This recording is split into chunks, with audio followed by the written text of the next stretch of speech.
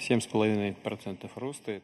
All right, so that was Prime Minister Narendra Modi speaking on at the BRICS Summit in Kazan, and of course sending out a strong message supporting dialogue, diplomacy, and of course speaking on the BRICS group itself. And now we are being joined by our defense expert, defense and security analyst, Praful Bakshi is joining us on the broadcast for more.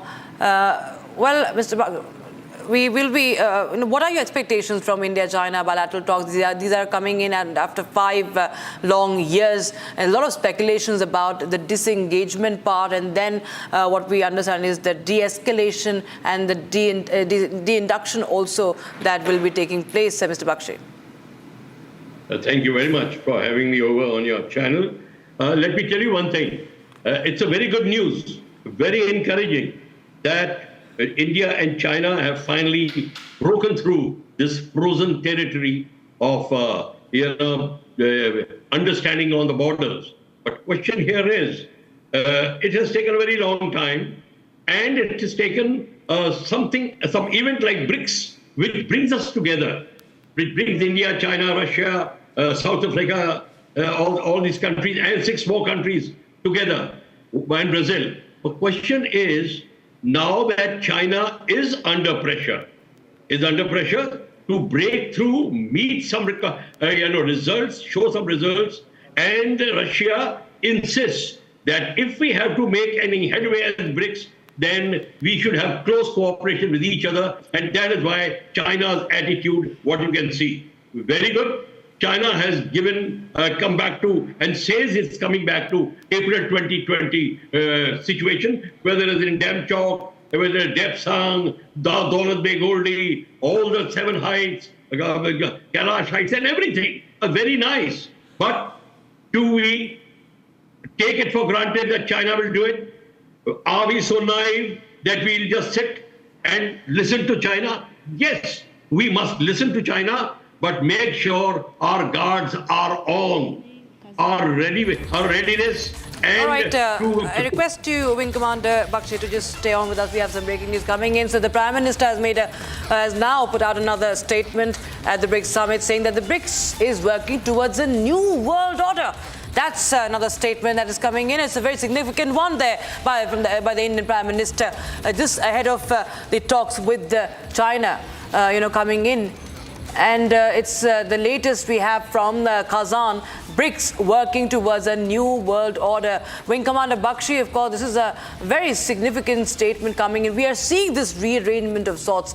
In fact, I will go across to Dr. Sergey Divirenrov on this. Dr. Sergey, how do you see this statement by the Prime Minister? He is welcoming, of course, the expansion of BRICS, saying that we do want that more and more countries join the BRICS. We've seen how this grouping is seen as something countering the West, and now Prime Minister Modi has pronounced it very well, saying that we are indeed moving towards a new world order. There has been a rearrangement of the geopolitical positions in the aftermath of the Russia-Ukraine war, and of course what's happening in West Asia as well.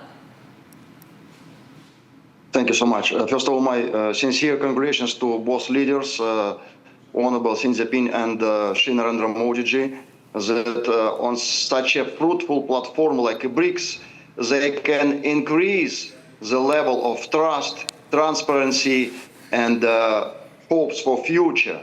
And we can see today it does not matter how many percentage belong to the economy of BRICS countries, because ideas rule the world. Most important, what it will be ideology of BRICS. That's why I can explain for my vision the statement of Shri Narendra Modi of New World Order, that it should be such kind of dialogue of civilizations with some differences and also some common things, similarity. For example, if we're talking.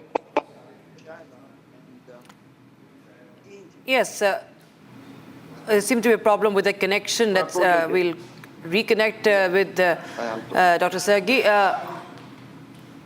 All right, you can carry on, Dr. Yes.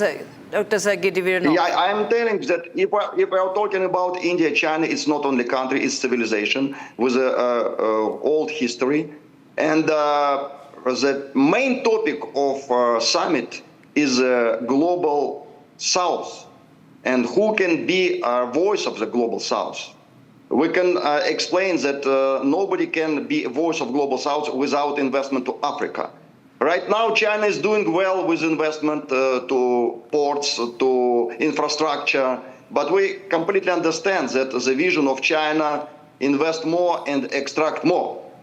My vision that role of India is investment to human capital, investment to education, because India is such a great civilization which can spread the spiritual knowledge today in the conflict days, is in our situation where we can see the new conflicts appearance in different parts of the world.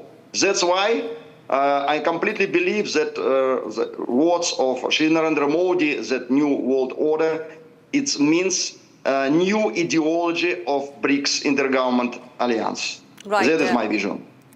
Right.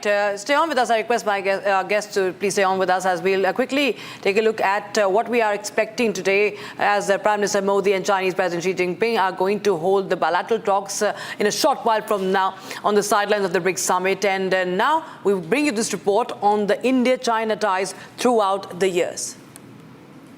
Great news for the relationship between China and India, which has been in a bit of a strain because of this territorial dispute along the mutual border somewhere in the Tibet region.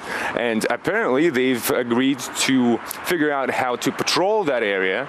And last night, the Indian Foreign Ministry announced that they will hold an official meeting, the two leaders, like you said, here on the sidelines of the summit. But what's more interesting is that they already were seen together last night at the gala dinner accompanied by Vladimir Putin, and Prime Minister Modi was actually seen holding a thumbs up. So I guess this is definitely something positive, and it's another sign of how BRICS sort of unites countries and helps them figure out any tensions that they might have between each other. It was quite a busy day, especially for the Russian president. He has been meeting many heads of the member states of BRICS. He's met also with the head of the BRICS Development Bank, which is they're hoping that it's going to be more and more important and play a more of a major role in the world, because lots of talks is about how to strengthen the BRICS Development Bank. He's met with the leaders of South Africa, China and India, and well, lots more, of course, is expected. And it looks like so far everyone is excited about being here. Let's listen to what some of these leaders had to say. My dear old friend, President Putin, I'm happy to arrive at the Russian ancient city of Kazan. This is our third meeting in 2024. For the past 10 years, our relations have endured many global challenges and have reached an unprecedented level. Your Excellency, this is my second visit to Russia in the last 3 months, which is testament to the close coordination and strong friendship between our countries. We continue to see Russia as a valued ally, as a valued friend who supported us right from the beginning, from the days of our struggle against apartheid, right through to now. Now, a lot is on the agenda here. Like I said, they're discussing how to strengthen BRICS as an organization. They're discussing the integration of the latest, newest members, since there's 10 now. And Vladimir Putin has been saying that about 30 other states are also looking into possibly joining. We know that the current BRICS members aren't really looking into that, but perhaps we might see some developments into how this organization may increase cooperation, let's call it that, with other states. They're also, of course, discussing boosting mutual trade in national currencies, protecting themselves from any possible outside interference, economic interference, and perhaps most importantly, what the Western media has been perhaps paying the most attention to is creating this independent payment system within BRICS. So a lot is on the agenda, and also, like I said, it's not only the heads of the member states of the organization. Many others are coming here to Kazan, and one of these leaders was Nicolas Maduro from Venezuela, quite excited as well. In fact, he said that BRICS has become the new epicenter of the multipolar world.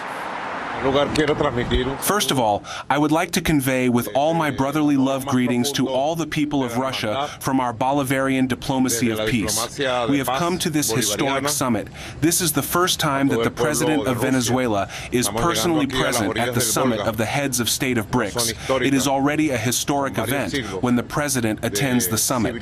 Thus, BRICS has already become the epicenter of the new multipolar world. BRICS is the epicenter of new geopolitics, diplomacy, peace, and above all, it is the hope that the countries of the global south, striving for development, which for 200 years together with Bolivar carried the banner of equality and freedom, would have the opportunity to gain access to another economy, an economy that is not governed by sanctions, blackmail, hegemony, but by cooperation, truly free trade, joint investments, new technologies. We are part of this world, the new world of BRICS. So lots of exciting things are happening here in Kazan, and this is only the beginning, like two more days if we count this day. So I'm quite excited to see what else is to come. All right, those proceedings there from Kazan in Russia, where BRICS Leaders Summit is taking place. In fact, the plenary is over. All eyes now set for the big one, the Modi-Xi meeting, the India-China bilateral. Joining us in this broadcast, apart from Mr. Dovanov, we also have Wing Commander Praful Bakshi joining us, defense analyst. If I could begin with you, sir. We know how this meeting is taking place. Last 48 hours have seen fast-paced developments insofar as India-China bilateral relationship is concerned. Agreement being reached on border patrolling. You think that that provided the trigger for the meeting to take place today? You're very right. I must say that it is the joint patrolling which was the main agenda. It was a main stumbling block when they were stopping us from reaching the patrolling point 8, and they were insisting on coming right up. That is where our problem started. This a problem was a very old problem. It kept manifesting itself in various forms, but then finally this was there, and thereafter there are a number of places where they had already entered, like Gemchok, Tepsang, and they were not going back, and they had said they are going disengaging, but they were not properly disengaging. That was one of the main things. They were interfering in Daulat Beg Oldi, that old airfield, very strategically important, 13 kilometers from Karakoram highway. That is what is, again, very important. So there are a number of points, but the point which actually accelerated the whole thing was this BRICS meeting. If the BRICS meeting had not come, let me assure you, China would not have changed its stance. So this aspect we must understand. Having said that, I must also assure you that if we take it for granted that China means what it says, then we'll be at a loss. We must see what China does. We must be ready. We must respect them, but we must keep our powder dry and keep our guns ready. We must retain our position until and unless we are doubly sure. And they have retrieved. They have not returned yet. They have not started their moving back. They have not done. So we must wait, and we must not promise too much before things start happening. So what I'm trying to tell you, we must welcome their good gesture. We must thank them, but we must retain our operational readiness. That is, your guards must be on. We must not lower our guards. Absolutely, absolutely well said, sir. We can't lower our guard, and Chinese should know that we are ever ready for combat if they so choose to, like they did in the case of Galwan. But Dr. Druvanov, if coming back to you, you know, Wing Commander Bakshi says that maybe the Chinese might not have blinked had it not been for the BRICS summit, because they also want to present a picture of a global power, which is a responsible global power, and that's why perhaps they did that, irrespective of what they did over the last 4 years, particularly in the Galwan clash with India. You think Russia could have played some role behind the scenes in back-channel diplomacy to make this happen? Yes, of course, obviously. You know, what is the most powerful weapon in the world? Most powerful weapon, of course, is a word, is a language. Mahatma Gandhi, father of the nation, can defeat British colonial system because of his words. But before words is ideas, which Mahatma Gandhi got from famous Russian writer Lev Tolstoy, ideas of ahimsa, non-violence, and you know this very well that he sent a few letters to Lev Tolstoy. Lev Tolstoy replied to him. Right now, we can see that most important role of BRICS is a platform of dialogue of civilization, where any country of the world, any particular country, which not even member of BRICS Alliance, can come. We can see more than 30 countries right now participate in Kazan. They're so happy. And President of Venezuela told that Kazan became like an epicenter of multipolar world. It's again confirmation that we are on the right way. But we should prepare some agenda, some roadmap, how we'll develop our alliance, which ideas will be platform of this alliance. That's why I am completely sure that two Asian civilizations with their own ambition, like China, they have their own wisdom personalities, they have their own tradition. And India, from the other side, with their Vedas, with their Sanatana Dharma, Russia can be mediator, can be like a friend of India and China as well, to support them to make this dialogue civilization very fruitful and with win-win result. What are the chances, Dr. Drivanov, that Russia and China in tandem are doing this so that India is on their side and does not go towards the West? So maybe Russia and China came together so that India is there on board fully, and that the ultimate objective of turning this into some kind of an anti-West alliance fructifies. First of all, I would just remind that China is not democracy. It's communist country. And similarity between India and Russia right now existing from the old history, and that is a spiritual similarity. Even a few days back, our national leader, Vladimir Putin, he did some statements that we should support Bollywood production, we should do some co-production with Bollywood producers, we should put our focus on cinematography in India, and develop not Western culture, but Eastern culture. That is again confirmation to us that India and Russia very close to each other. Regarding China, right now our cooperation with China based on economical level. It's like a situation for economy of both countries. But regarding ideology and spiritual mission of India and Russia, we're more closer to each other, for my opinion. Military expert, defense analyst that we have on our panel, Wing Commander Bakshi, let me throw that question to you. You think China and Russia have come together and Russia facilitated this agreement between India and China so that India is firmly on their side, and hence they can at some stage turn this into an anti-Western bloc, the BRICS? Very, very right. Russia's aim is to make its position clear as far as the opposition to it is concerned in Europe and the Russo-Ukrainian war.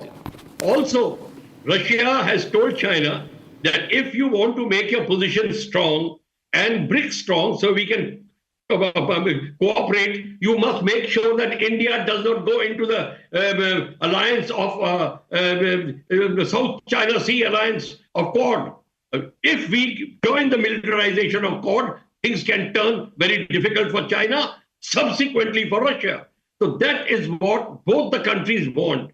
So they don't want India to be a military partner in Quad, though militarization has not started. Only Malabar exercises have been going on. That's perfectly okay. But India is also not that naive that it will fall for this.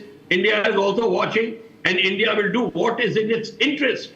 And at the moment, China, when has realized this, that is how it's opened up in the Ladakh area and in all that area of the Depsong and Demchok area, so that India becomes serious about the suggestion, and India has welcomed this.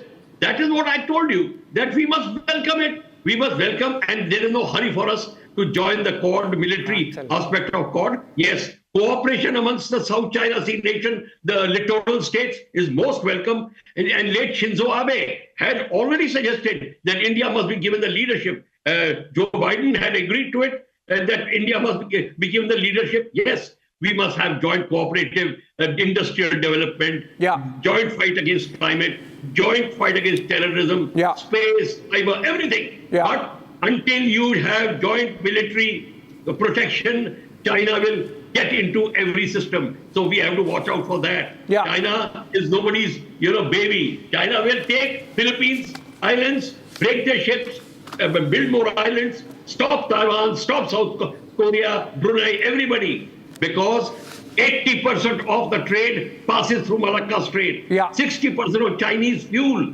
goes through Malacca Strait. So China is very worried. And that is why China has eye on India. India is the only country which can take the challenge. And that is why all this is taking place. That is my reading.